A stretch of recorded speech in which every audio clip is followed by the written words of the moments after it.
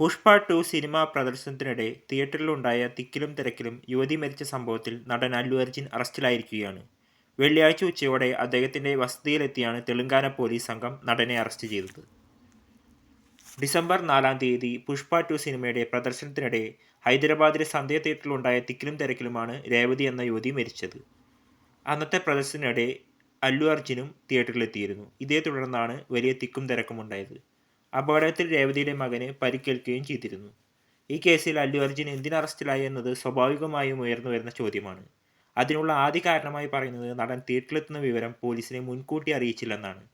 സംഭവത്തിൽ യുവതിയുടെ കുടുംബം പരാതി നൽകിയതോടെയാണ് അല്ലു അർജുനെതിരെ നടപടിയെടുക്കാൻ നിർബന്ധിതരായത്. ഇതേ കേസിൽ നേരത്തെ സന്ധ്യ തിയേറ്ററിലെ 2 ജീവനക്കാരെയും പോലീസ് അറസ്റ്റ് ചെയ്തിരുന്നു. ഭാരതീയ ന്യായ സംഹിതയിലെ 105, 118 വകുപ്പുകളാണ് ചുമത്തിയതെന്നാണ് വിവരം. 10 വർഷം വരെ തടവ് ശിക്ഷ ലഭിക്കാവുന്ന വകുപ്പുകളാണിത്.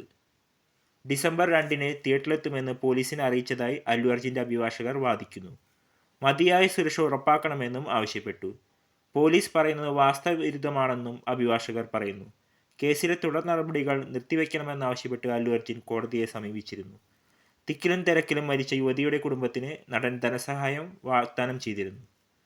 അറസ്റ്റിന് പിന്നാലെ പോലീസ് സ്റ്റേഷന് ചുറ്റും ആരാധകർ തടിച്ചുകൂടി. നടൻ ചിരഞ്ജീവി അടക്കമുള്ള താരങ്ങൾ